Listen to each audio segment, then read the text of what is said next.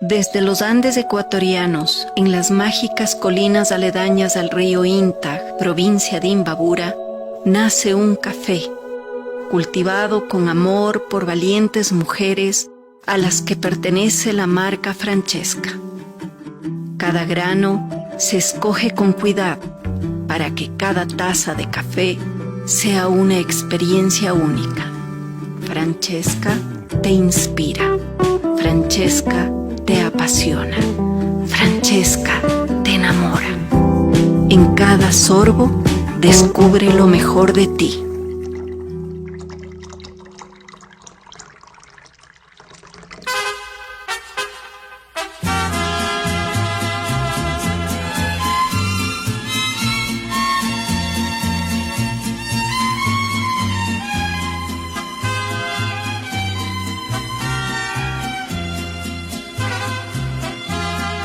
Toda una vida me entregué al feminismo. En la calle el encuentro, la consigna, la marcha frente al FMI. Toda una vida feminista y lesbiana. Y después de estos años, no es que sea obsesiva, es que tengo razón. No me cansaría de decirte siempre, pero siempre, siempre, que lleva un informe, cómo se hace un meeting, una disertación.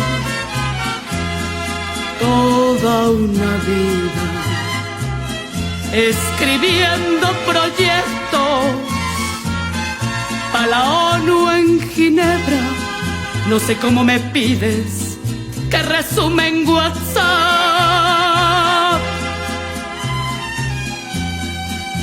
Ay, muchachas, vamos juntas contra el heteropatriarcado. Ay, ay. No me cansaría de decirte siempre, pero siempre, siempre, que me caga el Facebook, que no entiendo el Twitter y ahora el Instagram.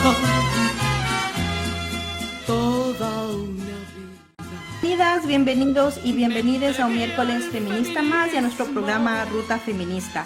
Hoy es miércoles 6 de octubre del 2021 y arrancamos un nuevo mes de este año 2021 con este programa de la tarde de hoy. Damos inicio a nuestro programa de este miércoles. Como saben y conocen, soy Tami Drobo y detrás de mi voz está el pequeño colectivo denominado Destino Feminista, quienes producimos el programa Ruta Feminista. Nuestro reconocimiento y agradecimiento de siempre a Hoja de Ruta por hospedarnos y En Retrospectiva y En Voces por retransmitir los programas cada semana y asegurarse así que las voces de nuestras invitadas y invitados en muchas ocasiones lleguen a todas, todos y todes ustedes. Les recordamos que la canción que ustedes escuchen al inicio de nuestro programa se llama Toda una vida y es de Las Reinas Chulas y pueden encontrarla en el SoundCloud. También les invitamos a seguir, como siempre, nuestro contenido, a nuestros programas para que nos dejen sus comentarios y sugerencias en nuestras redes sociales de Twitter y Facebook en Ruta Feminista S. Les recordamos que nuestro objetivo en Ruta Feminista es llegar a desmitificar los feminismos con el objetivo de seguir construyendo feminismos políticos con políticas feministas. La tarde de hoy nos acompaña una mujer con una historia personal. Hemos tenido el intercambio en Twitter y quiero agradecer y dar la bienvenida a Bernarda Robles porque aceptó estar en este espacio y porque viene a contarnos su historia. Así que, Bernarda, buenas tardes. Muchísimas gracias por haber aceptado esta conversación y, como te decía, fuera de cámaras, el espacio es tuyo. Bienvenida, Bernarda. Buenas tardes a todas, todos y todes. Gracias a ustedes, a todo el espacio que me dan, a esta oportunidad nueva que se me abre para poder seguir contando mi historia, para poder alzar la voz nuevamente, porque como te decía, una vez que le comencé a hablar, ya no me puedo callar. Y no es un poder de no quiero, sino literalmente no me puedo callar porque por las otras mujeres, por mí, por mi lucha y porque no quiero hacerlo. Ya no quiero estar en silencio y seguir sufriendo en silencio todas las cosas que he vivido y que me repercuten a mí, a mi alrededor, a mi familia, a mis seres queridos. Entonces yo ya, como está la frase feminista que me gusta mucho, jamás tendrán o volverán a tener la comodidad de nuestro silencio. Y yo soy partidaria de eso y seguiré hablando en todos los espacios que me sean permitidos, que me sean acogidos y les agradezco a ustedes nuevamente por permitirme estar esta tarde aquí para compartir lo que he vivido, lo poco que sé, lo que conozco y ver si también a través de mi experiencia otras mujeres pueden tener algún tipo de, eh, no sé, a veces uno necesita escuchar de otras personas. A mí me hubiese encantado tener un, una guía feminista o tan solo una guía, alguien que me diga que esto está bien, esto puedes hacerlo, tienes derecho a hacer esto o este otro. Cuando yo viví la historia que viví de abuso no solamente físico, sino de abuso de poder, de abuso económico, de abuso psicológico. Lastimosamente yo no tenía las herramientas que tengo ahora, no tenía el conocimiento que tengo ahora y tampoco tenía el valor para ponerlas en práctica y poder decir, más que decir, poner un alto en mi vida y recuperar mi vida que me fue arrebatada por una persona que sintió o siente que puede, que es dueño de los cuerpos y con eso los espíritus y seres de las mujeres, que piensa que están a su antojo y puede tomarlos, porque en mi historia no soy la única víctima. Somos 7 las que hemos hablado de manera pública y también 4 de esas 7 personas han testificado en mi caso y más de 20 mujeres, lastimosamente, o sea, me duele dar estas cifras, pero más de 20 mujeres de las que se han contactado conmigo diciendo que han sido víctimas de violencia sexual por parte del agresor, del que yo, de mi agresor. Bernarda, quiero agradecerte y decirte que el espacio Ruta Feminista es tuyo, que está aquí. Vamos a hablar de lo que tú decidas y quieras hablar. El objetivo de nuestro programa justamente es dar voz propia, de la representación propia de quienes son actoras, ¿no? Y dueñas de la vida y de sus luchas. Yo personalmente y creo firmemente también con mis compañeras que hacemos este espacio en que es importante que las voces de las mujeres, de las realidades, de las luchas de las mujeres y de otras personas salgan a través de su propia boca. Cuando intercambiamos también la idea es justamente que tú puedas contar un poco la historia y tal vez tener el objetivo de que alguna mujer, a alguien que nos escuche o llegue a escuchar este programa, se atreva, como tú dices, a romper el silencio. Pero para ir por partes, vamos primero presentando y te voy a hacer una pregunta, te voy a hacer 2 preguntas en una. La pregunta de cajón de Ruta Feminista es si es que te consideras feminista y por qué. Y también quiero invitarte a que te presentes y nos cuentes quién es Bernarda Robles, cuál es su historia y a través de que te presentes nos cuentes si te consideras o no feminista y cómo construiste ese feminismo. Ya. Soy Bernarda Lucía Robles Morocho. Me importa mucho mi segundo nombre porque llevo el nombre de mi madre a mucho orgullo y el apellido de mi madre también a mucho orgullo. Yo tengo 29 años, nací en Cuenca, vivo en Quito ya mucho tiempo, casi más de una década. Ya creo que van los 15 años que vivo acá en Quito, entonces el acentito cantado ya no lo tengo. Y soy una mujer que he tenido que pasar por muchas experiencias diversas en diversas partes del Ecuador, porque mi padre es antropólogo, profesión que yo también seguí. Y con esto él tuvo trabajos en en la Amazonía, en toda la sierra, en diferentes momentos, y tuvimos que vivir diferentes realidades. Y tengo la suerte, porque es una suerte, una oportunidad, no vivir en esta burbuja de solamente el hermetismo de la ciudad a veces, o el hermetismo de un momento, sino compartir muchas experiencias culturales distintas, de distintas realidades.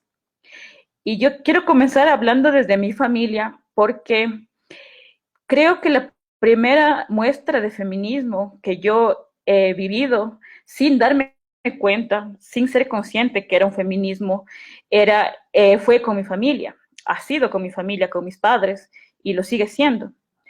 Porque cuando yo era pequeña, por ejemplo, cuando los típicos juguetes entre mis hermanos y yo, tengo una hermana, un hermano, nunca se nos dijo, esta muñeca es para ti y este balón de fútbol es para mi hermano. O sea, siempre estos roles de género fueron disueltos de una manera que yo nunca viví una cuestión de que tenía que hacer tal o cual cosa porque era mujer, o mi hermano hacer tal o cual cosa porque es hombre. Entonces eso mis papás tenían mucha claridad y nunca nos impusieron nada de eso.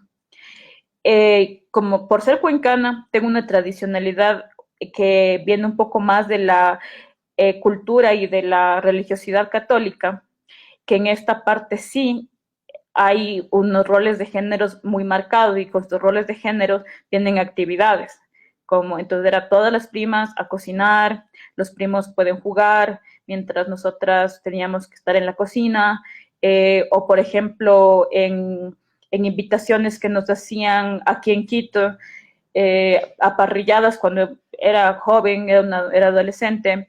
Entonces, las mujeres pueden ir a la cocina a hacer las ensaladas, a preparar las carnes, y los hombres que salgan afuera, prendan el carbón, estén jugando un rato con la pelota y se tomen unas cervezas.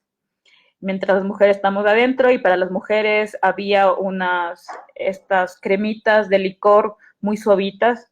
Para los hombres había ron, había cerveza, había otras cosas. Entonces a mí me chocaba un poco esa actitud, así como que, ¿por qué no tenemos esta división? Yo también, a mí me encanta prender el carbón, ¿por qué no puedo prender el carbón? Entonces siempre fue, me doy cuenta ahora que el primer germen feminista, o sea, para germen de germinación feminista, fue en mi casa. Mi madre decidió ser ama de casa por decisión propia, consciente y empoderada, porque decidió cuidar de sus hijos, porque esa fue la decisión que tomó junto a su compañero, a mi padre, y hasta ahora siguen casados y se aman y se llevan muy bien. Yo tenía ese ejemplo de amor, y es el amor que veo, con mucho respeto. Cuando tratamos temas en la casa que son temas, digamos, un poco polémicos, como hablamos del tema del aborto, se han hablado sobre temas de las diversas expresiones, sexo, se me fue la palabra, perdón, diferentes identidades sexuales, Se me fue el micrófono, identidades sexuales y identidades de género. Exactamente, identidades sexogenéricas, esa era la palabra, se me fue. Entonces, cuando hablamos de todo esto, mis padres han sido mi primer ejemplo de respeto, de aceptación, porque odio la palabra tolerancia, porque se tolera lo que está mal, se tolera lo que no se soporta, pero, o sea, no está mal lo que hacen, y no tienes por qué estar soportando, entre comillas, algo, porque es completamente es parte de nosotros. O sea, no hay no hay ningún problema con eso. No detesto la palabra tolerancia. O sea, tienes que ser tolerante frente a algo que está mal. Pero así es, y respeto y tolerancia son dos cosas totalmente diferentes. Estoy de acuerdo en eso, Bernarda. Ajá, y aceptación también es como que aceptas lo que no puedes cambiar y está mal, pero no, en este es un convivir, un ser con el otro, sea como sea, o sea, no me importa la orientación sexual de los demás, no importa la identidad de género de los demás, no importa, somos todos parte de, entonces cada uno vive su vida, y está bien. Y por ejemplo, como decía con el tema del aborto, mi papá una vez me dijo cuando yo era adolescente, yo sobre eso no voy a opinar, no quiero opinar, ni puedo opinar, porque soy hombre y porque yo no tengo un útero y yo jamás voy a saber qué es tener un embarazo y, y dar a luz o abortarlo. Dice, esa es decisión de las mujeres y es un debate que debería abrirse con las mujeres. O sea, los hombres no tenemos mucho o nada que hacer en ese punto. Entonces a mí me quedó clarísimo. Sin embargo, siempre los debates de estos son los hombres donde toman la posta, la palabra directa, donde qué hacer con el cuerpo de las mujeres. Mi padre siempre fue muy respetuoso en ese sentido. Él decía, o sea, el cuerpo y la decisión de las mujeres es cuerpo, o sea, de cuerpo y decisión de las mujeres. Igual como decía mi madre, también o sea, nos acompañó, nos hizo conocer muchas, como digo, decisiones que no tenían nada que ver con, por ejemplo, yo he escuchado mucho, ahora yo estoy casada con Danilo Rosero, un sociólogo maravilloso que me ha ayudado también a conocer mucho, me ha enseñado muchas cosas y yo he escuchado mucho de amigas de mi edad que me dicen, pero sí te da permiso para salir, sí te dijo ahora que, y es como que yo no necesito, mi mamá siempre ha dicho, si yo no necesito el permiso de mi padre, o sea, de su esposo.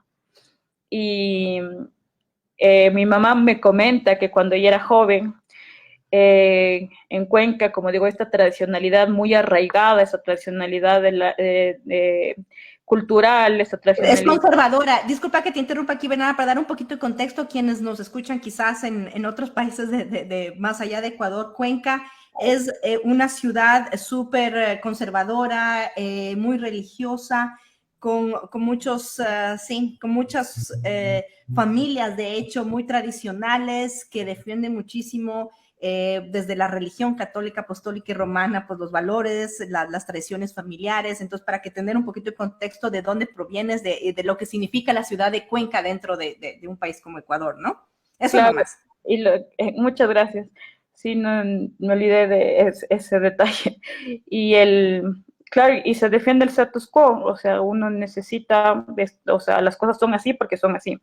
Entonces mi madre me contaba siempre como anécdota que cuando llegaba con mi papá a alguna fiesta, alguna reunión de amigos, las mujeres iban rectito, las parejas de los compañeros iban rectito hacia la cocina a preparar las cosas, a la comida, las bebidas, y los hombres a la sala, a que les esperara que les llamen para servirles mientras se comenzaban a tomar. Mi mamá se sentaba en la sala con, con mi papá y con los amigos varones. Entonces era mal vista por las mujeres presentes y por los hombres también. Entonces, ¿por qué no vas a la cocina? Dice, porque no quiero, porque yo quiero también tomarme una cerveza. Y esto de pedir permiso también era como que yo nunca le he escuchado a mi mamá, puedo salir a tal lugar, o sea, es como que, quiero salir a tal lugar, avisar, claro, o sea, para saber dónde está y demás, pero esto de pedir permiso, o sea, jamás.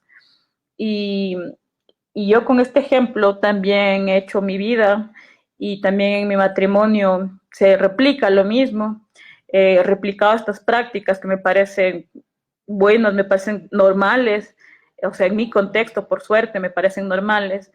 Entonces, a mí me asombra que todavía haya mujeres de mi edad que me preguntan, pero tu esposo no se enoja, pero tu esposo sí te dio permiso, pero, por ejemplo, el piercing sí a tu esposo sí le gusta. Digo, y aunque no le guste, o sea, es mío, es mi cuerpo, y no tiene él por qué decir si sí o si no. Entonces, yo tuve la suerte, porque ahora me doy cuenta que sí es una gran suerte, o es casi no sé, eh, un privilegio tener una familia así. Y yo no sé por qué mis padres salieron así. Porque como digo, nuestra familia viene también esta tradición, pero de esta tradición católica, pero es bastante curioso, tal vez sea por la formación de mis padres, mi padre antropólogo, con mucho, como digo, hemos tenido a mi madre educadora de ciencias sociales, eh, y también por todas las vivencias que hemos tenido por todo el país, que son diversas. Yo creo que se ha ido construyendo ahí algo bonito, una base. Aún Desde la así, antropología que vienes tú. Disculpa que te interrumpa, Bernarda. Creo que es muy bonito también, o sea, esta parte personal donde nos cuentas de qué familia provienes, cómo fuiste educada, los valores que te inculcaron, y también todo este proceso que te ha llevado a ti para determinarte en esta lucha que se volvió personal, ¿no? Y una lucha a través de tu historia de vida personal que irradia en estas luchas que las mujeres tenemos que dar y seguir dando todos los días. Cuéntanos un poquito, porque creo que es súper interesante digamos, esta base, ¿no? Este recorrido de historia de vida que te llega a ti, que te educa a ti, que te hace ser lo que eres, hasta el momento en que decides, ¿no? Romper un silencio y defender una verdad. Quiero hacer referencia también un poco a tu historia y promocionar también a David Revelo, pues que es muy conocido en el Twitter, y que él cuenta, ¿no? Las historias, bueno, no solamente con finales bastante dramáticos y de, digamos, y de realidades, pero él cuenta estas historias muchas veces que no son tratadas ni consideradas con el cuidado y con los hechos que tienen que ser, ¿sí? Que se refieren también a cómo muchas mujeres han sido violentadas, han sido asesinadas, de femicidios y de casos de abuso sexual, ¿no? Y también, pues, David tiene varios hilos sobre historias que han marcado al país. Y tu historia es una de ellas, y él ha tratado con mucho cuidado. Yo siempre reconozco y leo, de hecho, el hilo. Recuerdo que cuando sacó el hilo de tu historia, su Twitter fue cerrado y la cuenta fue unos días después o 2 días después. Y claro, yo preguntaba a David qué pasó, ¿no? Y todo el Twitter estaba como un poco asustada y asustados y también indignados de qué sucedió. Yo sí quiero invitar a la gente que nos escuche a tomarse el tiempo de leer ese hilo, donde él cuenta tu historia. Tengo entendido que tú compartiste también con él la historia para que lo pueda contar con esos detalles y ese cuidado que David tiene de los datos, ¿sí? Sí, ese trabajo minucioso, respetuoso que David hace cada vez que hace unos hilos y nos cuenta las historias que tienen que ser contadas. Entonces quiero invitar a quienes nos escuchen a buscar ese hilo y a encontrarlo y a leerlo, porque está ahí. Pero al mismo tiempo, Bernarda, quiero invitarte a que tú nos cuentes la historia, qué sucedió, para tener un poquito también de conocimiento de cuál es tu lucha, y después conversamos un poquito de lo que está pendiente también y de lo que se requiere también en términos de reflexiones, análisis y, por qué no decirlo, también del apoyo de los movimientos de mujeres y feministas, tanto en el Ecuador como fuera de él, donde nos escuchen. Bernarda, cuéntanos un poquito tu historia. ya. Como para seguir un poco hilando esta situación, yo siguiendo los pasos de mi padre estudié antropología. Eh, Acá en Quito llegué sabiendo muy poco de lo que es la antropología, de lo que es la teoría de género, o sea, la teoría del feminismo. Yo no lo sabía, así como tal, como teoría. Yo lo había vivido, digamos, en la práctica, pero no lo tenía enganchado a los escritos de las primeras feministas, no lo sabía. En la universidad me comienzan a dar todo esto, estudios de género, y eso se vuelve una herramienta, o sea, fundamental para mí. Entonces, aquí es cuando comienza mi camino feminista. Yo sí me considero feminista.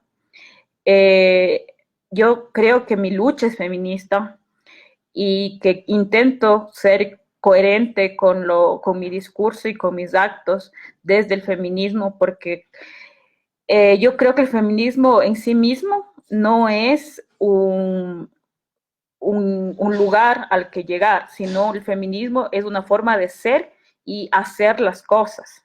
O sea, el feminismo per se no sirve, o sea, no tiene ningún sentido. O sea, llegar a ser feminista, ¿para qué? No para nada, sino el ser feminista es una forma de vivir, de ver las cosas, de sentir, de apropiarse de apropiarse de las situaciones. Bueno, eso, como digo, para mí es una forma de ver el mundo, el feminismo, y es una forma de ser y hacer las cosas. Eh, entonces, no soy feminista para decir soy feminista, sino el feminismo ha venido a mí y me ha rescatado. Y yo siempre le digo, me han rescatado todas las mujeres que han estado a mi lado y que han sabido de mi historia, de mi lucha, son feministas. Y todas ellas me han rescatado, todas ellas me han dado la mano. Entonces yo puedo decir que el feminismo me salvó la vida. Y ahora voy a contar por qué digo esto. Yo a los 19 años de edad entré bastante joven en la universidad, cuando tenía apenas 17 años. A los 19 yo ya estaba planteando mi tesis, haciendo las investigaciones. Yo soy muy pegada a la parte artística, teatral, de artes escénicas sobre todo, por diferentes razones, por diferentes motivos, pero hay uno en especial. Mis padres, cuando vivían en Cuenca, cuando yo recién era una bebé, ellos tuvieron, no, es más, cuando yo aún no había nacido, estaba solamente mi hermana mayor. Mis padres tenían un trabajo con el PMT, que es el programa del muchacho trabajador. Entonces ellos tenían un trabajo con la gente, con los chicos, niños, niñas, chicas en situación de calle. Entonces ellos les daban cierto apoyo, les daban, bueno, todo el programa del PMT, que es como un intento de sacar a la juventud de la calle a través de la enseñanza. Entonces, dentro de esto había una cuestión pedagógica en el arte e invitan a un grupo llamado el Centro Cultural La Rana Sabia, que está liderado por Fernando y Claudia Monsalve. Ellos, una pareja muy chévere, graciosa, titiriteros de profesión, gestores culturales. Fernando también es sociólogo, Claudia es pedagoga. Entonces era una pareja perfecta para hacer estos talleres, para hacer este tipo de intervenciones y para dar ayuda a estos tipos de programas. Era ideal. Era una pareja muy chévere, como digo, ambos muy inteligentes, muy cordiales, muy cariñosos. Rápidamente forman una amistad con mis padres y esta amistad se va haciendo cada vez más entrañable con el pasar de los tiempos, porque distintas situaciones nos llevaron a que estemos siempre ligados a Quito, entonces como familia. Entonces la familia de él y mi familia, la familia de él me refiero a Fernando y su esposa, porque no tienen hijos, pronto se hicieron, para mí eran como mis abuelos, porque ya tienen su edad, ahorita deben tener cerca de 80 años. Yo cuando ya llegué a vivir a Quito, me hice me apegué mucho a este centro cultural La Rana Sabia. Iba casi todos los fines de semana, me contrataban para que ayude a hacer títeres, para que ayude en el teatro, para que ayude en un montón de cosas que había que hacer. Siempre hay muchas cosas que hacer en un lugar así. Ellos viven en una hacienda grande por la Merced. Entonces, por esta situación, yo decido hacer mi tesis sobre el teatro callejero, el teatro callejero en general, primero así como tema grande. ¿Quién tenía más información sobre esto? Evidentemente Fernando, que había vivido toda su vida del teatro y había visto cómo el teatro fue avanzando, entrando en el Ecuador, y sabía todas las historias y tenía contactos con los artistas y demás. Entonces yo le llamo un día muy emocionada a decirle que he elegido este tema para hacer mi tesis del teatro de la calle, para ver cómo se conforma junto con el entorno social de calle. Entonces, al momento de que yo lo llamo, él me dice, claro, yo tengo una biblioteca que yo misma ayudé a hacer. Tengo una biblioteca, tú puedes venir cuando quieras, consultas los libros, haces tu tesis y todo bien. Él, a la vez, él está haciendo una investigación sobre unas fiestas religiosas en la parroquia de la Merced de Alangasí. Y él me dice, yo te puedo contratar para que tú me ayudes a hacer estas investigaciones porque eres antropóloga y haces prácticas y así, y también te pago. Y dije, genial. ¿Qué año fue esto? ¿Esta parte de la historia de qué época es? Estamos hablando del 2012, Ujú. hace casi 10 años, hace 9 años. Entonces yo tenía 19, cumplí 20 en ese entonces. Me lleva, eh, él me dice que tiene una gran idea, que vaya a vivir en su casa. Su casa tiene espacios de acogida para gente que llega a hacer intercambios culturales, intercambios artísticos, colaboraciones. Entonces tiene espacios de vivienda.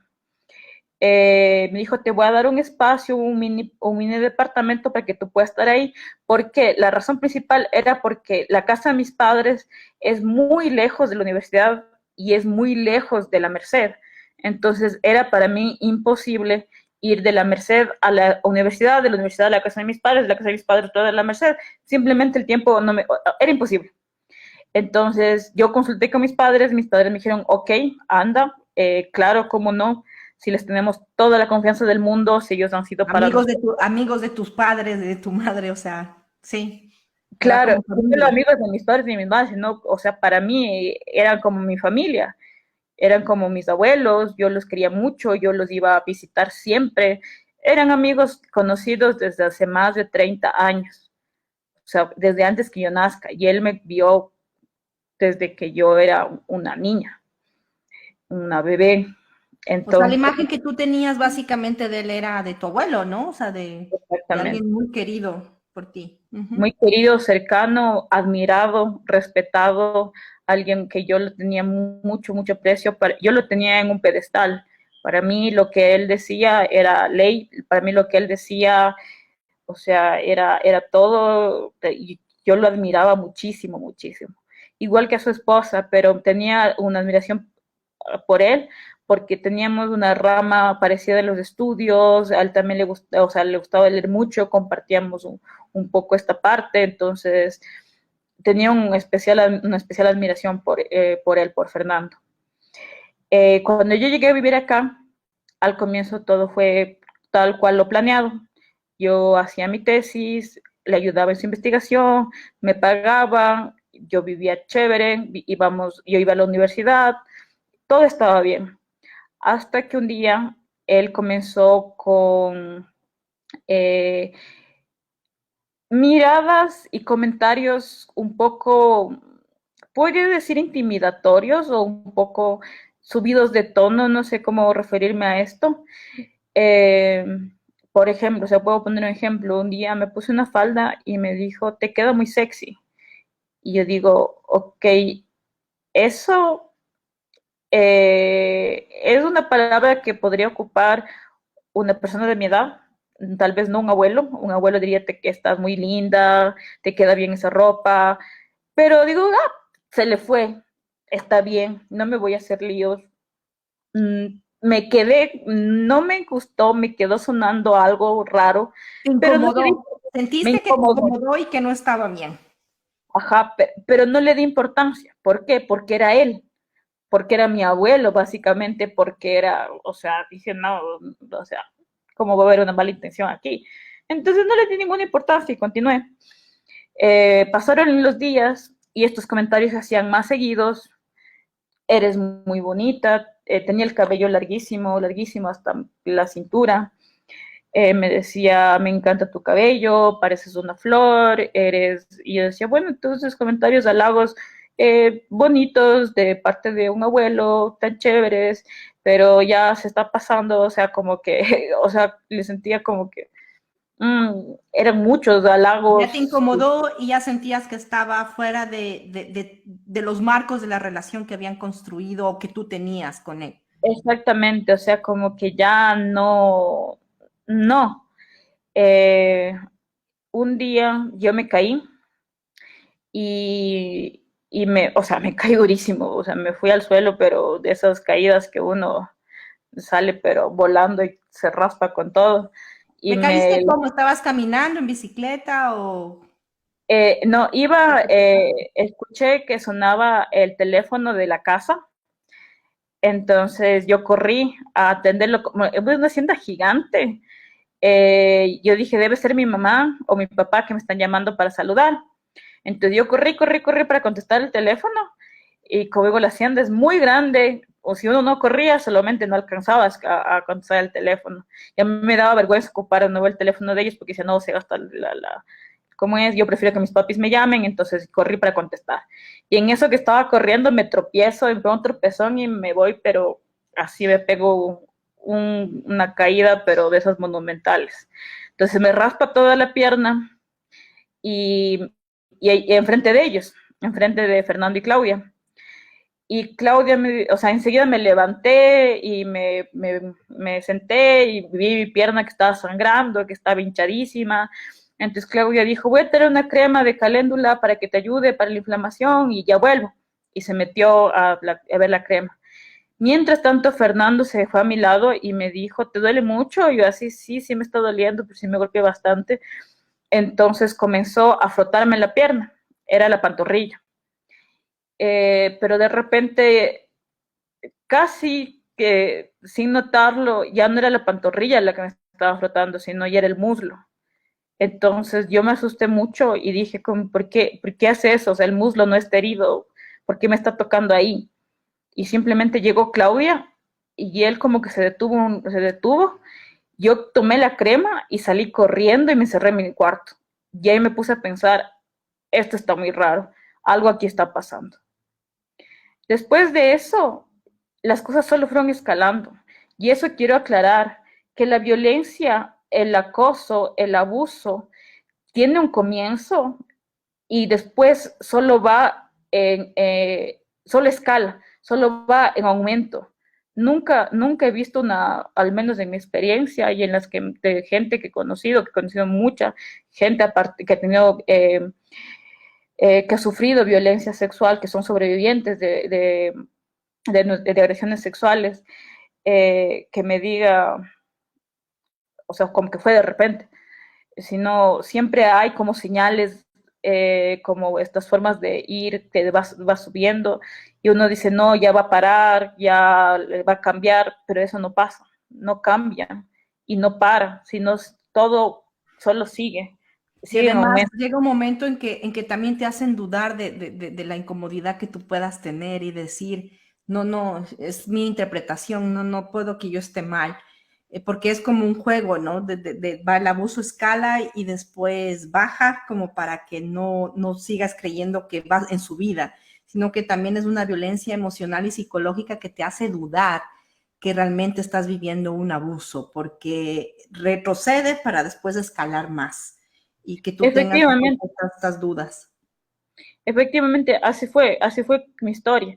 Él hacía algo así y después venía con un helado, con chocolates, como si fuese una niña. Entonces yo decía, no, o sea, es su cariño de abuelo, me está tratando así, me está mimando. Entonces, dudaba estoy malinterpretando, es mi culpa. Muchas veces me culpé a mí misma. Dije, ¿cómo puede ser que yo me atrevo a pensar mal de esta persona que para mí es, como digo, para mí era alguien tan querido, tan admirado, que yo me acuerdo que me reprochaba en la noche por pensar mal de él. Y decía, la que está mal soy yo. Digo, ¿cómo voy a pensar mal de él? O sea, si él solamente quiere lo mejor para mí, ¿cómo se me ocurre pensar mal de él? Pero porque justamente tiene esta estrategia de escalar y después bajarle o retrocederle un poco para luego ir más allá y bajarle, retroceder un poco y así, pero siempre o sea, nunca para, o sea, siempre va, igual la violencia física, igual siempre va para arriba, o sea, no se detiene. Entonces, así fue mi historia. Él después comenzó con no solo halagos, sino comenzó a buscar momentos donde estábamos a solas, que no era difícil porque la casa es gigante. Vivíamos apenas 3 personas en esa casa, más las empleadas que se encargaban de hacer varias eh, eh, actividades ahí de cuidado, de limpieza. Era un lugar grande. En fin, entonces yo me iba a la biblioteca para investigar, para leer sobre mi tesis, eh, y él llegaba, se sentaba a mi lado y comenzaba a tocarme la pierna, comenzaba a acercarse mucho y comenzaba a decirme cosas, comenzaba a intentar besarme, siempre, y yo, o sea, primero eran besos como en la mejilla y yo me sentía incómoda y le decía como que no, ya, yo también te quiero, pero, o sea, así ya no me gusta esto y demás. Y él decía, bueno, ya no voy a hacer nada. Hasta que Entonces, después tú te comenzó. expresaste tratando de poner los límites, de decirle esto no me gusta, no me parece. Tú estuviste en ese momento con esos mensajes hacia él. Claro, al comienzo era es un poner un límite muy intimidante, la situación es muy intimidante y uno se siente muy pequeñito, muy desprotegido. O sea, yo me sentía completamente desprotegida, o sea, me sentía mal, que la que hacía las cosas era yo, o sea, la que estaba haciendo mal las cosas era yo. Entonces yo le ponía como decía, no me gusta, no me abraces tanto, no me des besos así, no me gusta tanto, pero no le decía, no, basta, o sea, no, o sea, solamente era así, mejor retírate, mejor hazte más allá, o estoy incómoda, no te sientes tan junto a mí, cosas por el estilo, pero no, nunca fui firme. Entonces un día llegó, me tomó de la cara y me besó a la fuerza. Ahí fue cuando yo le dije, no, basta. Dije, no quiero, no me gusta, te pasaste y esto yo ya no lo voy a soportar. Me llené de iras, me llené de, no sé, de asco y le dije como que no, ¿qué estás haciendo? Para. Y fue cuando él se transformó y me dijo, ¿sabías que estás en mi casa? Y aquí en mi casa puedo hacer lo que yo quiera. Y yo le dije, pero si sigue siendo esto, yo le voy a avisar a mis papás y yo me voy a ir de aquí. Me dijo, tú no eres nadie. Me dijo, si sabes quién, el típico, si sabes quién soy yo. Dijo, tú no eres nadie, nadie te va a creer a mí. Yo tenía apenas 19 años. Y me dijo, tus papás me van a creer a mí porque literalmente, o sea, tienen una amistad de más de 30 años, o sea, de ese tiempo más de 20 años, yo tenía 19. Eh, Me dijo, y si tú dices algo, yo voy a decir que tú me estuviste robando, que tú te aprovechaste de mí, que tú, o sea, eras una borracha, que tú hiciste mil cosas así, me amenazó de mil formas, que iba a contar a la gente para que nunca más me den trabajo, que iba a decirles a mis papás que me he portado súper mal, que iba a decir a todo el mundo que yo soy una pésima persona y que básicamente no iba a poder seguir estudiando o encontrar trabajo y claro, y que me iba a ganar el repudio de mis padres, además que iba a terminar con una relación tan bonita como la amistad de mis papás con ellos. Entonces yo me sentí como atrapada. Utilizó todo Eh, el poder que tenía para amenazarte, ¿no? sí, y claro, aunque, bueno, cosas de la justicia dicen que esas no son amenazas, porque porque no era verdad. Las amenazas nunca, no siempre son verdad, pues son amenazas que a veces no llegan a cumplirse, pero uno tiene miedo de que sea así.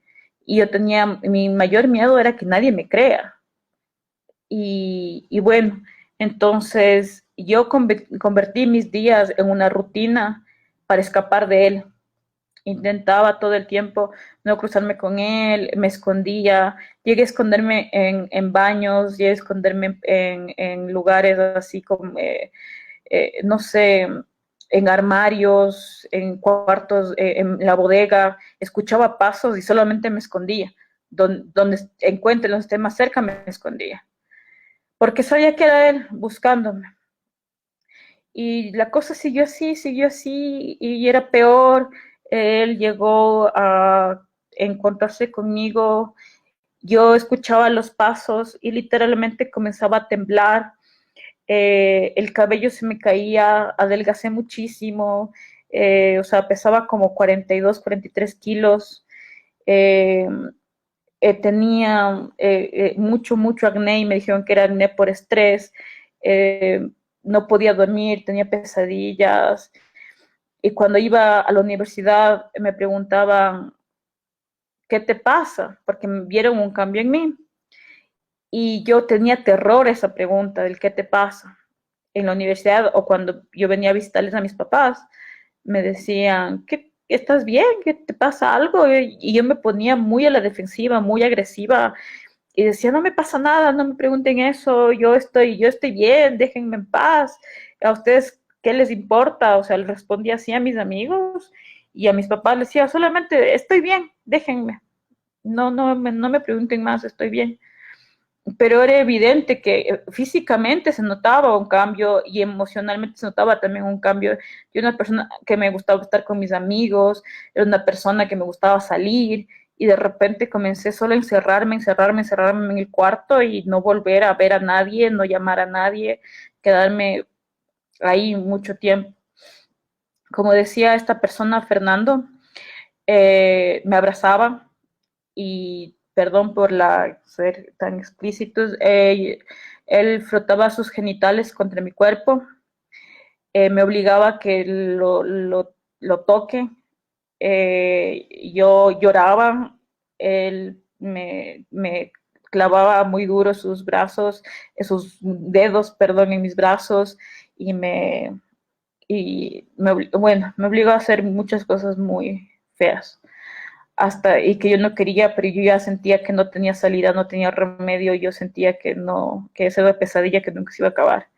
Hasta que un día ellos, como son reconocidos internacionalmente, tenían este era el 30 de octubre del 2012, tuvieron una presentación en Brasil, entonces se fueron para allá y se iban a ir como más o menos un mes, si no estoy mal, se iban a ir para Brasil. Y me dijo, hoy yo me iba a quedar en la casa de ellos para cuidarla, porque decían, dejamos la casa en tus manos y demás. Entonces, él me dice, yo tengo que despedirme bien de ti el día de hoy. Y yo solamente tuve mucho miedo porque no sabía a qué se refería. Tuve mucho miedo. Pero después él estaba haciendo sus maletas, su esposa estaba haciendo las maletas, todos encargados de hacer las cosas. Entonces yo no, hasta me olvidé de sus palabras. O sea, yo después me entró como una felicidad porque dije, se van un mes y voy a estar sola un mes y voy a estar libre de él un mes. Entonces, aliviada. Aliviada, ajá, estaba completamente aliviada de la situación y dije, no voy a tener que verlo un mes, qué chévere. Y digo, inclusive, o sea, no sé, voy a poder irme tranquila a la universidad, voy a poder comer tranquila, voy a poder hacer mil cosas, andar por la casa sin tener que esconderme, oír pasos y que las lágrimas no me caigan cuando escuchaba pasos de la casa que era tan vieja, todo crujía. Eh, entonces me quedé con esa idea y me fui a dormir tranquilo.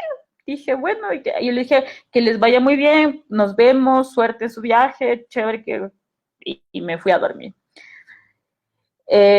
No sé qué horas eran cuando él entró a mi habitación y me violó.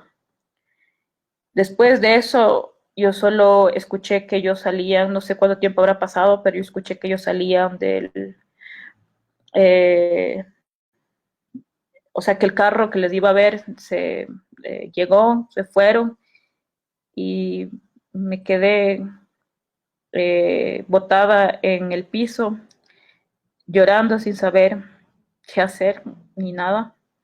Luego había una bañera, yo abrí la bañera, me metí a la bañera con todo y ropa y solo pensaba en mis papás y decía, ¿cómo voy a hacer para decirle esto a mis papás? ¿Cómo voy a hacer para qué van a decir mis amigos? ¿Qué van a decir la gente? No puedo contarle esto a nadie, no puede saber. ¿Cómo voy a salir de aquí? Yo no sabía nada, tenía mil dudas y miedos en la cabeza, no tenía ninguna respuesta. Entonces solamente me acuerdo que lloraba y, mientras estaba sumergida ahí en el agua.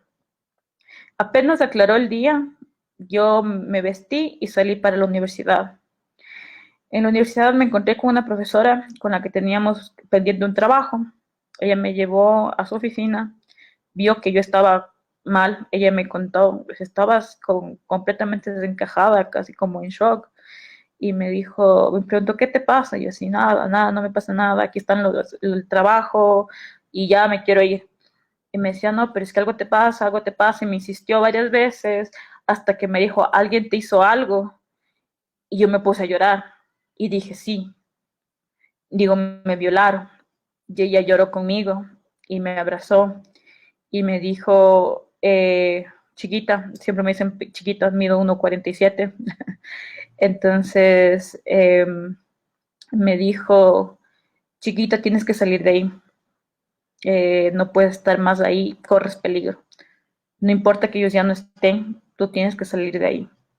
Porque yo les dije, ellos fueron de viaje. Dijo, no, pues igual estás corriendo peligro en esa calle, en esa casa. Y yo llamé a un amigo que me ayudó a sacar las cosas que tenía ahí. Pues ahí tenía mi ropa, mis cosas de la universidad, tenía todos Estabas mis... viviendo ahí, era parte de tu hogar. Estaba viendo ahí, entonces tenía ahí todo, o sea, todas las cosas que necesitaba, que eran muchas. Entonces mi amigo me ayudó a salir de ahí.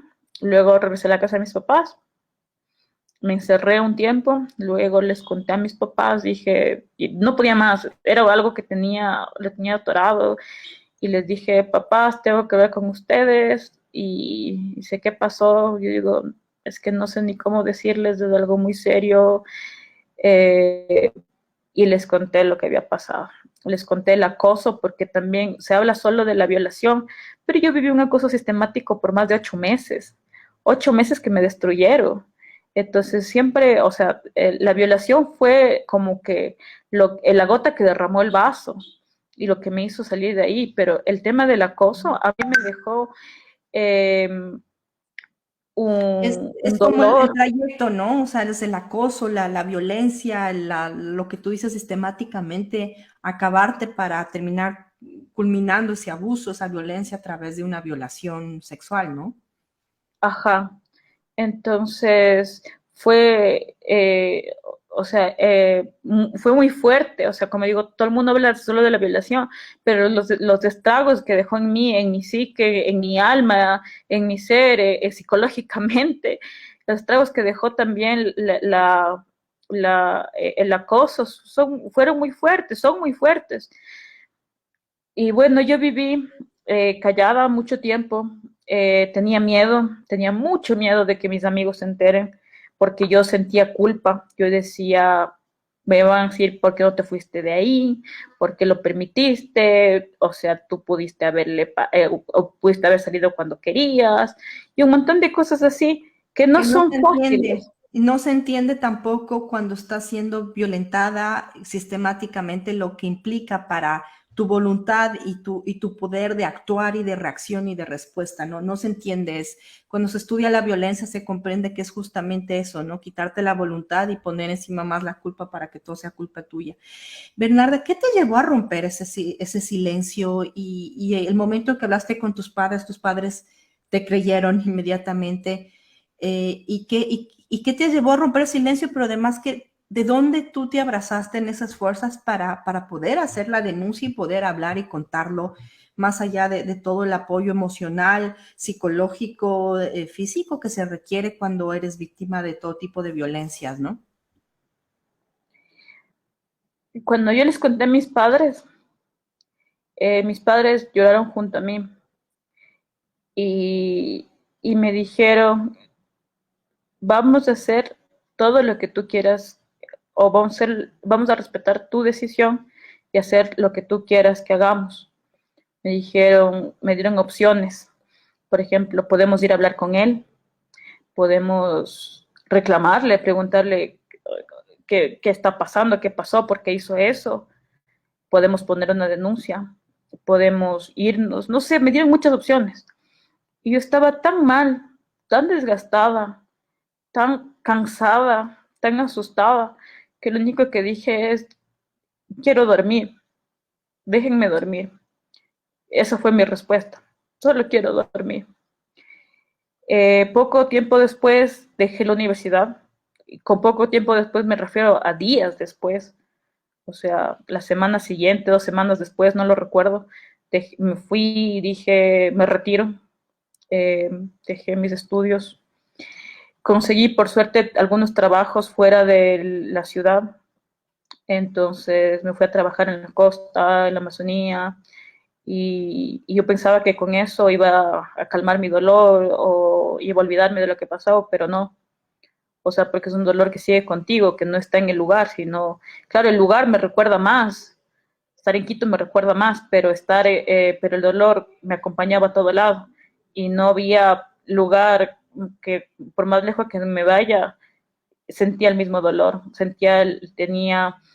después me diagnosticaron con estrés postraumático, con insomnio crónico, con depresión crónica.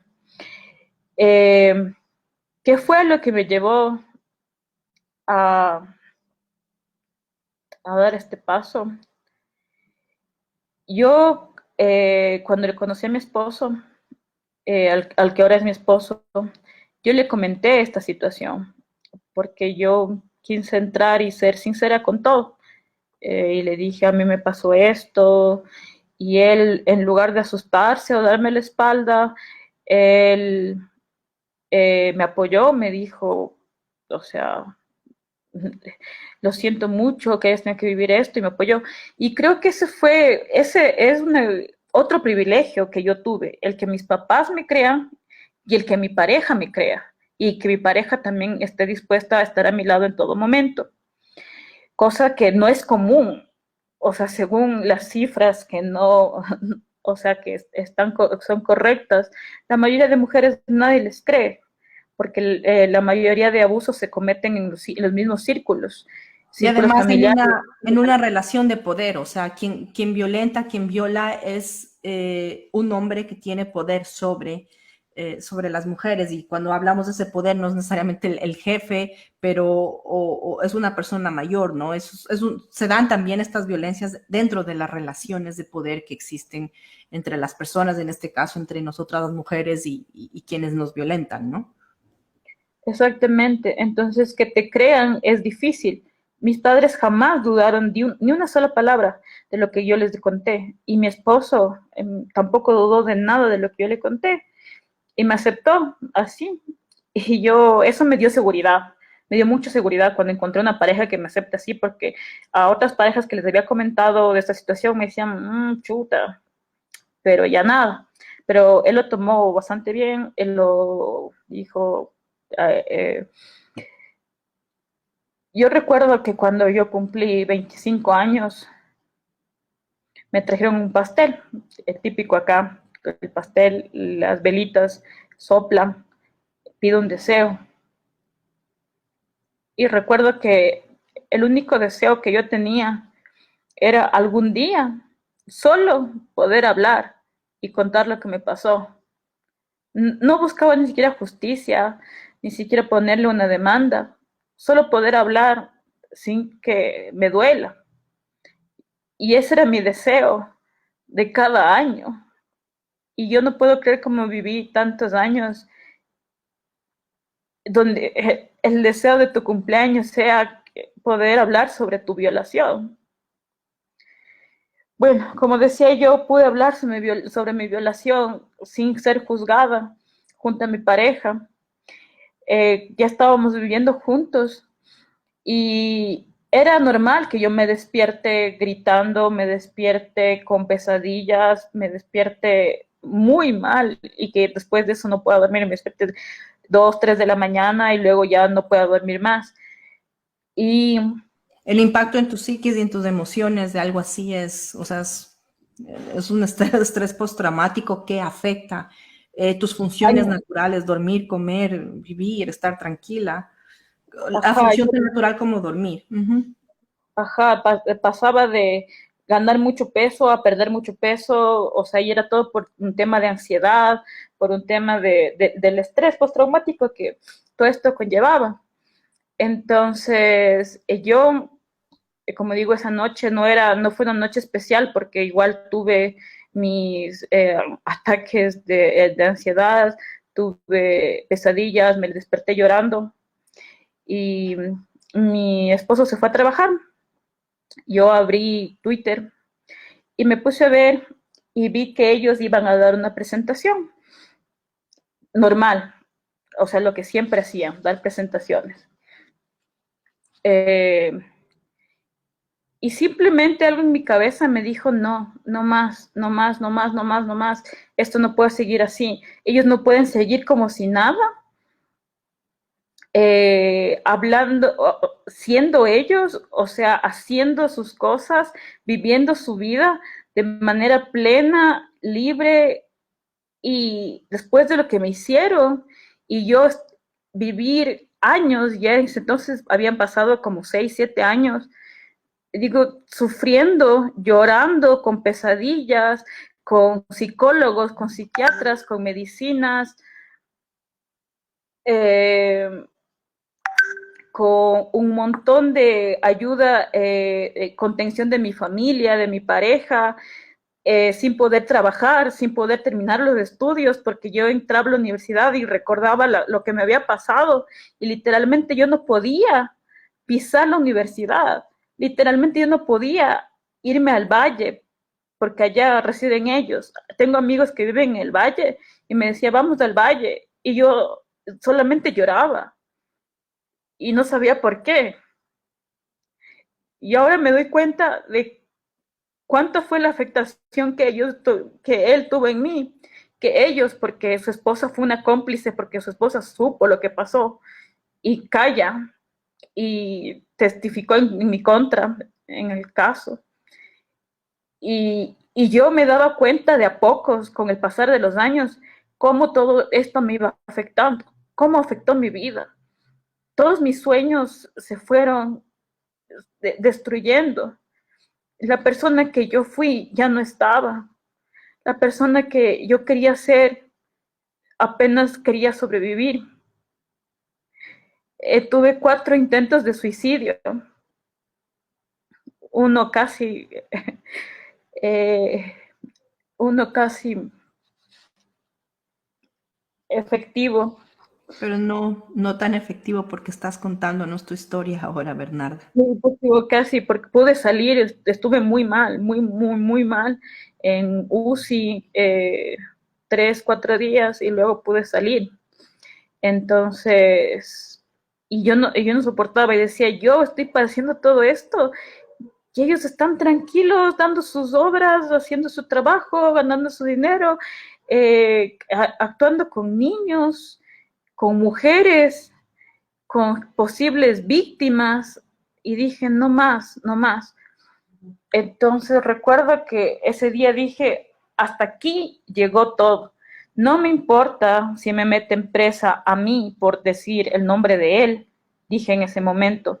No me importa nada, cualquier cosa es mejor que vivir así, en este silencio que me mata. El silencio me estaba comiendo por dentro, me estaba destruyendo, no solamente a mí, destruía también a mi familia y destruía todo lo que quise y podía hacer, lo estaba acabando. Y dije, soy una mujer joven, tengo apenas 26, 27 años y ya no quiero vivir. O sea, ¿qué pasó? Él tenía 70 años y digo, y vivió una vida plena, y yo decía, y él vivió toda su vida una vida plena y yo con 25 años no sabía cómo vivir el día a día. En ese momento sentiste que tenías que clamar por justicia y luchar por tu justicia y tu verdad y tomaste la decisión de hacer la denuncia penal. Sí, primero lo que hice, como dije, abrí Twitter y lo vi, hice como una especie de exorcismo, de vómito, de desahogo brutal en Twitter y puse en Twitter, mi nombre es Bernardo Lucía Robles Morocho Yo y fui recuerdo haberte leído. abusada y puse y conté mi historia en Twitter, en un hilo, no tan largo, un hilo que resumía en pocas partes lo que acabo de contar aquí. El hilo lo pueden encontrar en mi Twitter, como @Bernarda_RM. Entonces ahí lo pueden encontrar y lo pueden leer. Mi hilo está fijado ahí a la página. Eh, Eso fue un 25 de julio del 2019. Entonces yo puse eso y enseguida el teléfono comenzó a sonar como loco. Mi papá me llamaba y me decía, me han llamado decenas de personas a decir qué pasó, qué está pasando, porque esta persona es una persona conocida nacional e internacionalmente por su gestión cultural, por su aporte a las artes, y quiero aclarar y recalcar lo que siempre digo, jamás he cuestionado su profesionalismo, jamás he cuestionado su aporte a las artes, jamás he cuestionado nada de lo que él diga. Lo que estoy reclamando es lo que acabo de contar, lo que pasó. Yo no me meto con su trabajo, que es impecable y que es el que yo admiro y que mucha gente lo reconoce y lo reconoció no solamente nacional, sino también internacionalmente, sino lo que yo reclamo es esto. O sea, mi lucha es por el abuso y la violación. Entonces, me llamó una amiga y me llamó mi cuñada y me dijo, tienes que ponerte un abogado ahorita, porque lo que hiciste, ellos te pueden dar la vuelta y pueden ponerte una denuncia por injuria o por prejuicios de injuria, o algún tema así. Y yo ese rato caí en cuenta de lo que pasó cuando de repente veo que mi teléfono explota, o sea, figurativamente explota, y me llega un mensaje de Twitter y me dice, sus mensajes tienen su buzón las notificaciones que tiene son demasiadas. Tenemos que cerrar la cuenta. Y yo me quedé así, como que, ¿qué pasó? Y luego enseguida vuelvo a abrir la cuenta y dice, porque tenemos que registrar de que esté correcta, de que no sea un bot o alguna cosa así.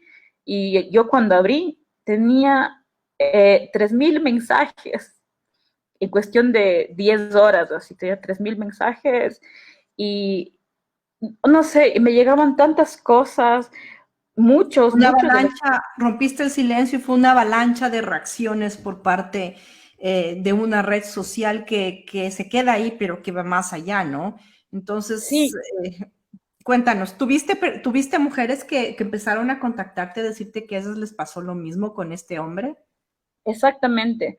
Primero, o sea, tuve, digamos, un 60 o 50% de gente que decía, te creo, lo siento, yo les conozco y qué pena, nunca voy a volver ahí.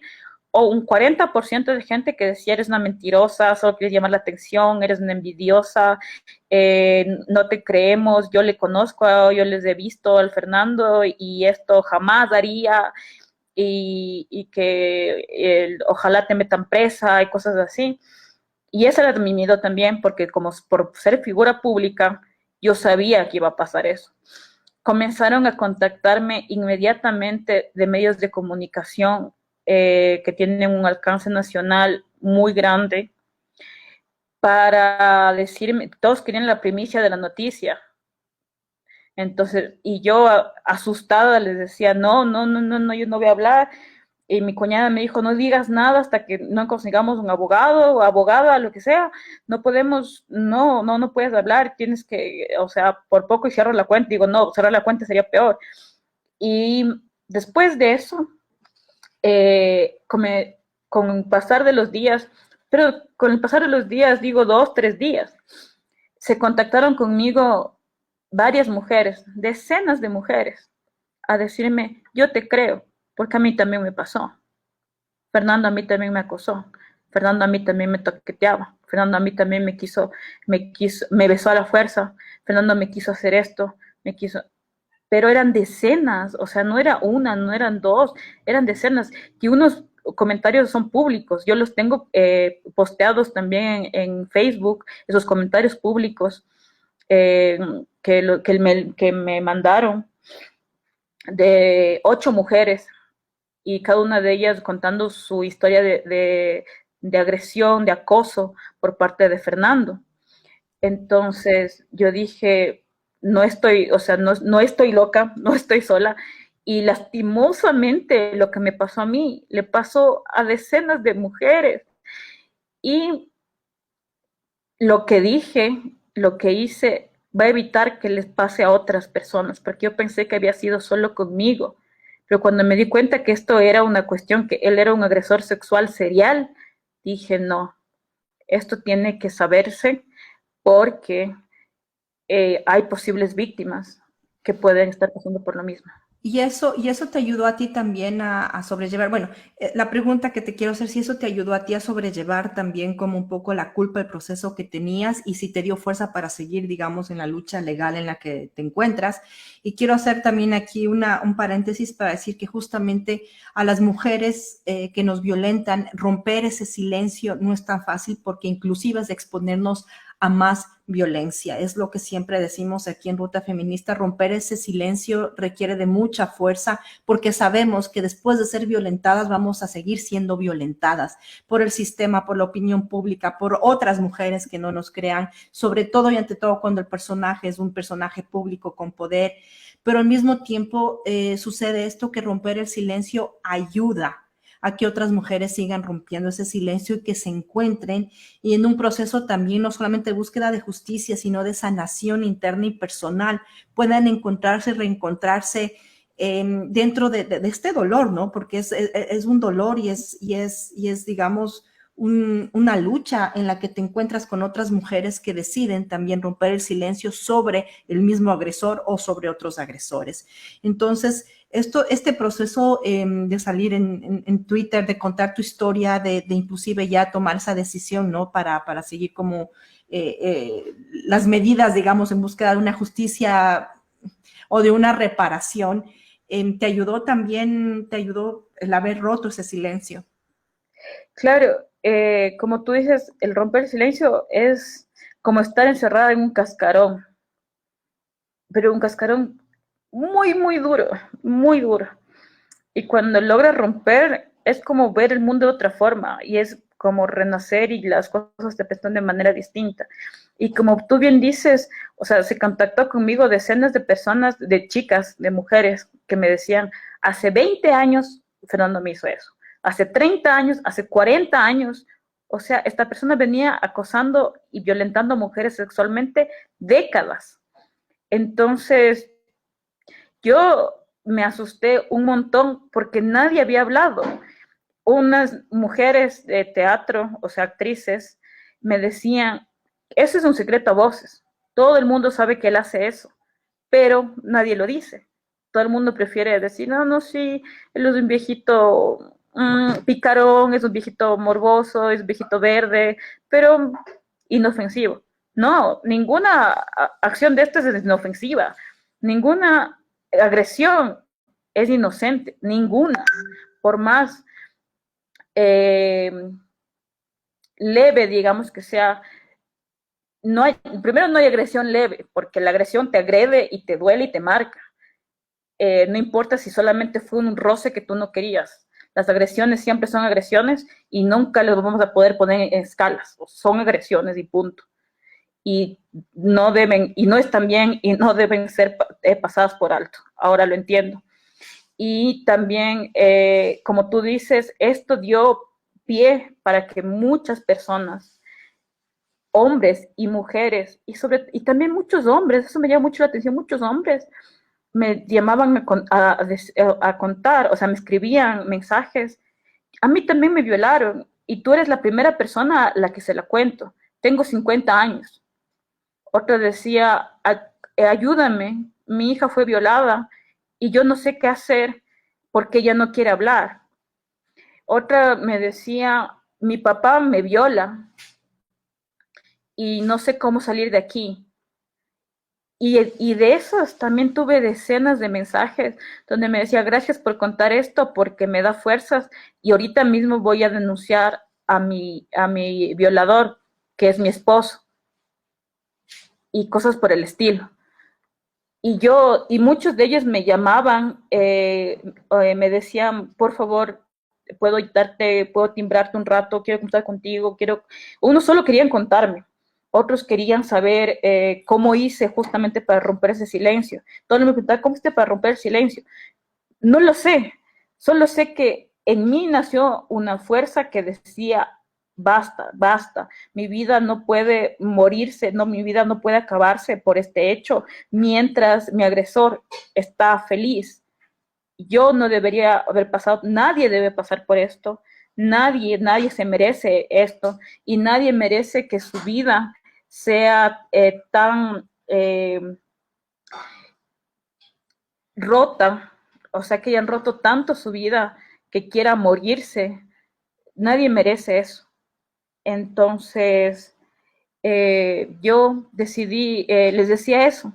Digo, merecemos ser felices, merecemos no ser pisoteados, merecemos dignidad y merecemos una vida con amor, alegría, a plenitud, no una vida a medias, no una vida escondida, no una vida con miedo. Entonces, eso creo que fue lo que me hizo a mí explotar y decir, voy a romper el silencio. Pero más allá de eso, cuando rompí el silencio, el 8 de agosto del 2019, yo puse una denuncia legal eh, el Consejo, no, perdón, en la Fiscalía de Pichincha, en Quito, puse la denuncia por violación. Esta denuncia fue bastante difícil por diferentes temas. Primero porque la justicia es completamente inoperante. Me tomó 2 días poner la denuncia porque el primer día el sistema no servía, el GPS no servía, el abogado que recibía las como ese había ido a tomar a comer y entonces yo estuve 2 días repitiendo y repitiendo mi historia hasta que me cojan la denuncia. Bueno, después me cogieron la denuncia. Debía tener abogados que me representen, no los tenía. Con mi esposo y mi padre fuimos a buscar un buffet de abogados. Fuimos unos supuestamente buenos que tenían, luego nos enteramos que entre sus abogados tenían agresores conocidos, agresores que estuvieron presos, agresores de violencia hacia la mujer, de violencia intrafamiliar, de agresiones sexuales, estaban entre sus colaboradores. O colaboradores. Ajá, entonces yo dije, yo no puedo estar aquí.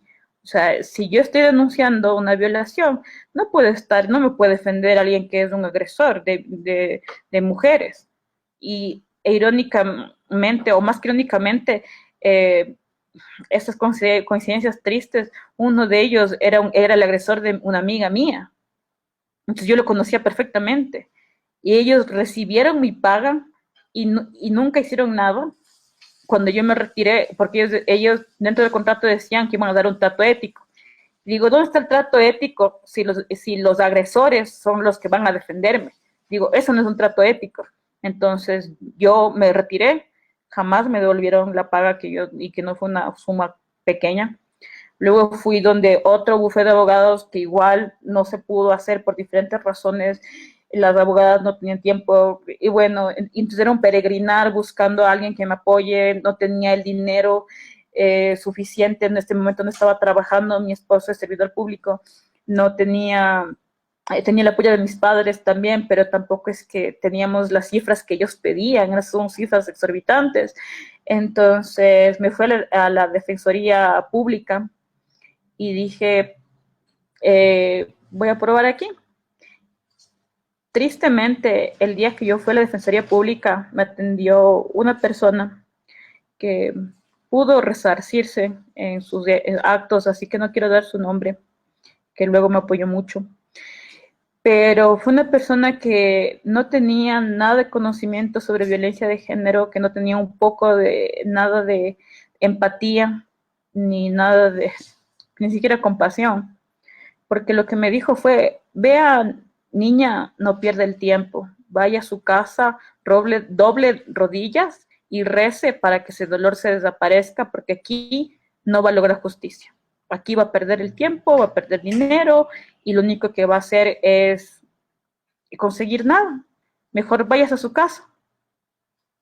Después de eso yo puse una queja muy fuerte y logré que me atienda un abogado que sí estaba dispuesto a atenderme, que sí estaba dispuesto a coger mi caso y que lo hizo con mucha responsabilidad, con mucho respeto, con mucha empatía desde su postura, que no, su especialización no es violencia de género, pero sin embargo él hacía e hizo todo lo posible por defenderme de una manera integral.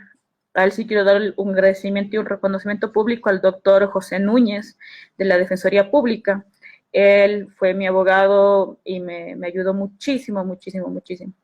Pero en sí mismo el sistema está diseñado para que tú desistas, para que o sea, hay tantos peros en el proceso, hay tantas gradas gigantescas, hay tantos piedras en el camino que tú te caes 1000 veces y tienes que levantarte 1001 veces, porque si te caes, yo muchas veces quise decir ya no más, hasta aquí, ya los peritajes, las entrevistas, los exámenes, las versiones, el coordinar con la gente, o sea, era un peregrinar de 2 años incansable, o sea, terrible, desgastante, revictimizante, económicamente duro, aún así, a pesar de que estaba con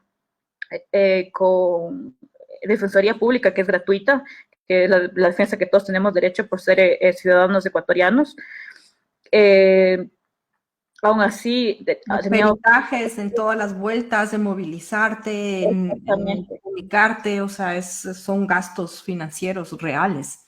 Ajá, y yo vuelvo a decir, tengo privilegios, tuve privilegios, mis padres me acompañaron, mi esposo me acompañó, tenemos la suerte de tener un vehículo privado, entonces teníamos cómo cubrir esos gastos. Pero el desgaste emocional era aún así tan fuerte. Yo no sé cómo lo hacen las víctimas de violencia de género, que no tienen estos privilegios que yo tengo, que es tener una familia que me apoya, una pareja que me apoya, tener un capital pequeño, pero un capital para poder solventar los gastos económicos, tener un psiquiatra, una psicóloga que están todo el tiempo conmigo y que obviamente son pagados también, tener un transporte, porque en mi caso se fue al lugar de los hechos y el lugar de los hechos era en el Valle, como comenté. Yo vivo en Quito, hasta llegar al Valle es 1 hora en carro, entonces decían, ven a firmar un papel, y solo para firmar el papel tenía que irme 2 horas, o sea, 1 hora de ida, firmar el papel en 2 minutos y regresarme a Quito otra hora en carro. En bus, yo no sé cómo sería algo así. Bernarda, cuéntanos un poquito si es posible en términos legales y judiciales, ¿en qué se encuentra la denuncia? ¿En qué estado se encuentra la denuncia? ¿Qué pasó? Perfecto. Primero tuvimos varias, como digo, se hizo la recopilación de pruebas de lado y lado, de cargo y de descargo. De cargo significa las pruebas que me apoyan a mí y apoyan al hecho. Las de descargo son las que apoyan a la contraparte, al presunto agresor. En esta parte, primero se tuvo una audiencia de formulación de cargos, donde la fiscalía veía si es que realmente existía una materialidad del hecho, iba a formular cargos en contra del supuesto agresor. La fiscalía encontró pruebas contundentes que demostraban que el hecho sí sucedió. Entonces la fiscal hizo una formulación de cargos legal ante la jueza y pidió que se le pongan medidas cautelares, es decir, arresto domiciliario por ser de persona de la tercera edad, impedimento de salida del país y presentación ante la fiscalía cada 15 días. Para mí me pusieron medidas de protección, que ya, de hecho ya me las quitaron, que era boleta de auxilio y orden de alejamiento. Eso fue la primera audiencia. Luego tuvimos una segunda audiencia que se llama preparatoria de juicio. En la audiencia de preparatoria de juicio se van descartando las pruebas de cargo y de descargo que no son relevantes para ir a juicio. Por ejemplo, digamos, una entrevista colateral que no aporta, ni quita, ni pone en nada del hecho, no aporta en nada al hecho, entonces el juez la descarta.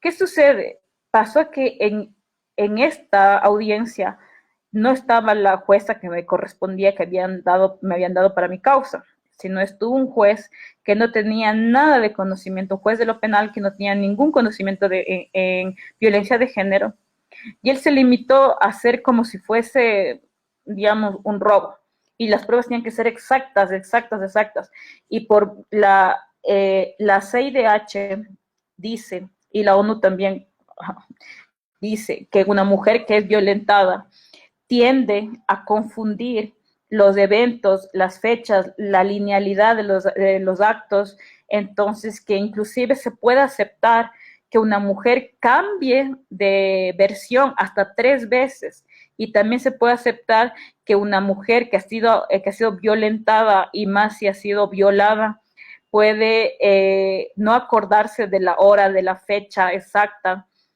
Y mi violación fue en la madrugada. Entonces yo no sabía si eran el 29 de octubre de las 11 de la noche o el 30 de octubre 1 de la mañana. Yo no lo sabía. Entonces decía el 29 o el 30.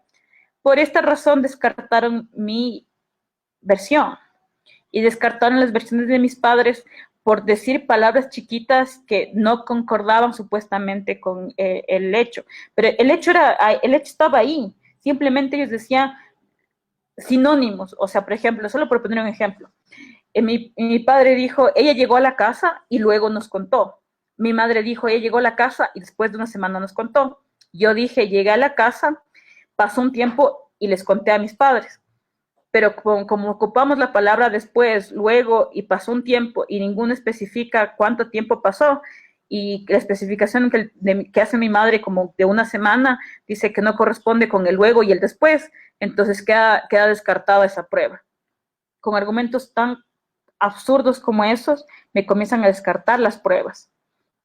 Entonces, la audiencia termina con el sobreseimiento del caso y quitándome las medidas cautelares y quitándole a él las medidas cautelares, y quitándome a mí las medidas de protección.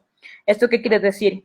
Que le quitaron el grillete que tenía y todo el impedimento sería del país y todo lo demás. Y también quiero aclarar que el grillete fue puesto 80 días después de lo que la jueza dijo. O sea, él estuvo con el grillete apenas unos días, porque después se lo quitó enseguida. Y yo tuve medidas de protección que fueron un chiste, porque siempre estuve expuesta a él. Inclusive él se me acercó a saludarme en una ocasión que tuve que hacer un peritaje, y enfrente de la policía y enfrente de otros funcionarios públicos que debieron haber impedido a toda costa que él se me acerque, y él se me acercó a saludar. Y con toda impunidad y Sí, con toda tranquilidad. Y eso fue a mí algo que me descompuso por completo, me puse súper mal, tuvieron que darme contención psicológica de emergencia, bueno, toda una cuestión.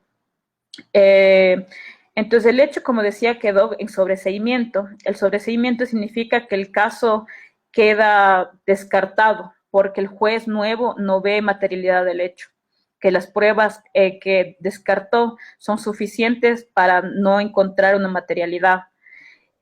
¿Puedes apelar a eso ahorita o ya es un juicio que está descartado, o tú has apelado en busca de una justicia que parece nunca llegar, pero al menos de una reparación? Después de esto, la fiscal y mi abogado apelaron al hecho.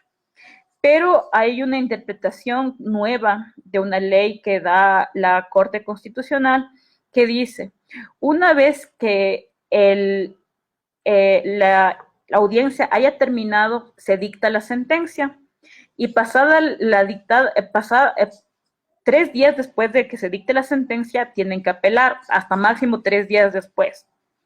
Entonces, estamos esperando que llegue la sentencia por escrito, que es lo que usualmente suele pasar. Llega la sentencia por escrito, de ella hacen la apelación. Pero la Corte Constitucional había dicho que en ciertos casos, que incluye mi caso, la sentencia oral es suficiente. O sea, el momento que el juez dijo, queda sobreseído el caso, nosotros teníamos que haber dicho, apelamos ese mismo momento. Pero no se dijo nada porque, como digo, lo normal es que llegue el escrito, ya se haga la apelación y se siga. Como no apelamos, el escrito llegó 15 días después. Entonces, esa misma tarde que llegó el escrito, 2 horas después, mi abogado y la fiscal estaban mandando la apelación. Y nos topamos con la noticia de que la apelación estaba fuera de tiempo, porque teníamos que haber dicho, en ese instante apelamos. Y como no lo dijimos, estaba fuera de tiempo, ya habían pasado 15 días. Y solo se permiten 3 días. No se pudo hacer la apelación. Eso fue un golpe que durísimo, durísimo para mí.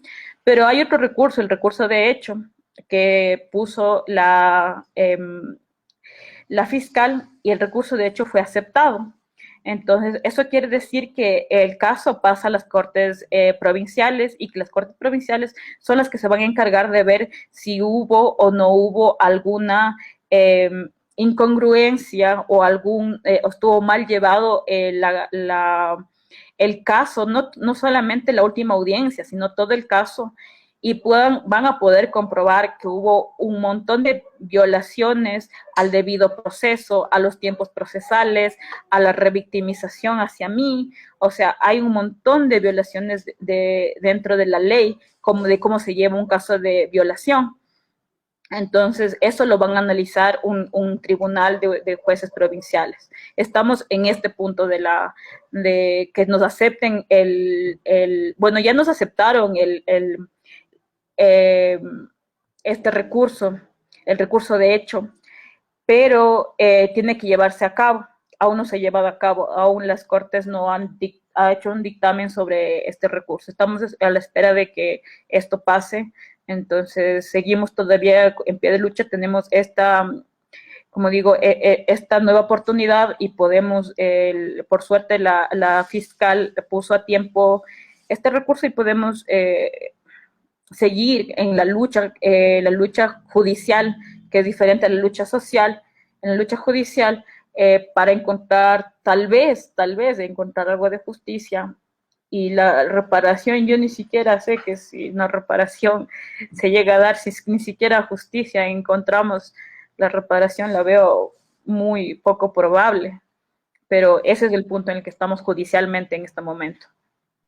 Bernarda, yo quiero agradecerte profundamente por contar tu historia, por atreverte a contarla. Creo que es parte de tu lucha también, que tu lucha no es tuya, nos pertenece a nosotras como mujeres, al Ecuador como una sociedad. No te sientas sola. Yo, a nombre de Ruta Feminista y de Hoja de Ruta, cuentas con toda nuestra solidaridad. Cada palabra que has compartido va sustentada con el yo te creo. También reconociendo mucho que tu historia se repite en la vida de tantas y tantas de nosotras, de mujeres y también de niños, de hombres, ¿no? Que a ellos también los violan y los abusan. La importancia también de eso, del poder que tiene la palabra de romper el miedo y de romper el silencio. Pero sobre todo, ante todo, una solidaridad y un compromiso también de lucha en contra de un sistema que, como tú nos has contado, nos perpetúa la violación sistemática de todas las experiencias, vivencias y sentimientos y emociones que tienen las víctimas, las perpetúa y las repite continuamente, constantemente, bajo una institucionalidad corrupta, violenta, machista, que está ahí y que parece imposible derrumbarla. Pero yo quiero saludar, reconocer tu fortaleza, reconocer tu historia de vida, reconocerte a ti como una mujer que decidió romper ese silencio, que como tú nos cuentas, sacar esa fuerza y decir, basta, basta, no más, y saber a sabiendas que te confrontabas, ¿no? Y te sigues confrontando a una injusticia y una violencia constante. Pero estoy segura que el amor de tus padres, de tu esposo, de las personas como yo que te admiramos, que te respetamos, está presente y te acompaña en cada paso que das. Quiero decirte que cuentas con Ruta Feminista, con el espacio para que nos cuentes, inclusive para hacer eco de esta lucha que es tuya ahora, pero reitero, le pertenece a tantas y tantas mujeres. Así que quiero agradecerte y reconocer cada palabra y tu fortaleza de contarnos. Sé que ha pasado tiempo y que has tenido también ese proceso de atreverte, más que atreverte, de abrazarte a ti misma con la fuerza que se requiere y la solidez también que se requiere para sentarse en un programa como este a contar tu verdad y tu historia. Así que ante todo eso, el reconocimiento, la admiración, el respeto, la solidaridad y el apoyo contundente a tu palabra y a tu historia. Y para ir cerrando un poco también, quiero invitarte a que a través de tu voz puedas llegar a quienes nos lleguen a escuchar, a quienes nos escuchan. ¿Qué les dices a estas mujeres, inclusive estos hombres que están atravesando algo parecido a lo que tú viviste o que están viviendo o que vivieron una historia de violencia sistemática continua que puede estar marcando sus vidas? ¿Qué quieres decirles? ¿Qué mensaje quieres extenderles? Primero te agradezco mucho por tus palabras, por tu solidaridad, como te dije desde el comienzo, por darme este espacio y por tu apoyo y el apoyo de Hoja de Ruta que ha estado siempre. También quiero recalcar las palabras que tú dijiste. El sistema judicial es un sistema completamente patriarcal, está hecho por y para los hombres. Estas nuevas figuras de violencia de género son figuras que son muy recientes y la gente no sabe cómo tratarlas. Y también rescatar algo que tú dices, que siempre a mí me quedó grabado, que lo dijo mi padre en una ocasión. Él dijo, mi hija fue violada una vez, pero acá, refiriéndose a todo el sistema, a todo el proceso, la violan una y otra vez y otra vez y otra vez. Y es verdad, tú te sientes violado muchas veces, porque la revictimización es eso, volver a recordar y volver a ser víctima de lo que ya fuiste. Y se supone que según el COIP, en el artículo creo que 633, prohíbe la revictimización en estos casos, pero lo que más se vive es la revictimización. Yo les quiero decir a las personas que han pasado por violencia sexual, por violencia de género, por una violación, primero que les creo, les abrazo, que entiendo perfectamente cómo se sienten, que sé que tienen miedo, que sé que tienen muchas dudas, que sé que tienen muchos impedimentos, que sé que tienen muchísimas obstáculos en su camino, pero que no se den por vencidas y que dentro de lo posible hagan algo en su camino para descargar todo ese dolor que se lleva, porque es un dolor que tiene que ser transformado de alguna manera, porque no se puede vivir con ese dolor. Entonces quiero invitarles a que reflexionen. Cada uno habla y rompe el silencio cuando puede, no cuando quiere. Yo me hubiese encantado romper el silencio 9 años atrás, cuando apenas pasó esto, y poder tener más, digamos, oportunidades de poder probar que este hecho. Han pasado 9 años, aún puedo hacerlo, pero es más difícil.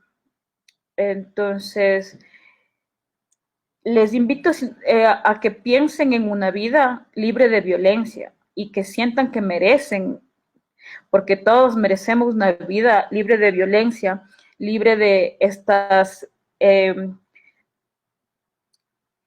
de estos miedos que te atan, que no te dejan ser quien eres, que te hunden en el miedo, que te hunden y que no te permiten seguir con tu plan de vida, con tus sueños. Y dentro de lo posible, no digo que lo hagan porque sé lo difícil que es, pero dentro de lo posible que piensen en hablar y en exponer a sus violadores, violadores o violentadores en una violencia sexual o en una violencia de género, en violencia intrafamiliar. Yo sé que es muy difícil porque muchos de ellos son parte de la familia. La mayoría de casos de violación se dan en la familia o en círculos familiares cercanos o círculos amicales cercanos. Pero por eso digo, es muy difícil romper el silencio.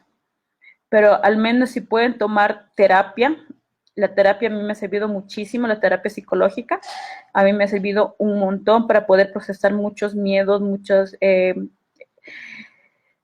cosas que siguen saliendo de mí,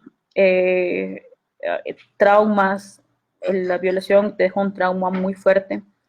Entonces, les invito a que puedan tomar terapia y si es que se sienten listos en algún momento, denuncien a la persona. No se queden callados, porque así, como digo, o sea, es una invitación, pero una invitación muy respetuosa y conociendo todas las trabas y conociendo todos los peros y conociendo todos. No es un deber de cada uno, pero sería lo ideal en esta sociedad que se pueda denunciar a nuestros agresores. Y también invito, si es que alguna autoridad me está viendo, a que se revise todo el Código Penal y se revisen los procesos que se siguen en esta búsqueda de justicia, porque son completamente violentos. Y en la práctica, en la ley tal vez no, en la ley están ahí, pero no hay nadie que te garantice que esa ley se cumpla. Entonces sí que hagan un acompañamiento mucho más activo, o un acompañamiento, porque eso se debería hacer, y un acompañamiento activo a las personas que decidimos romper el silencio y exponer a nuestros agresores y seguir un proceso legal en búsqueda de justicia.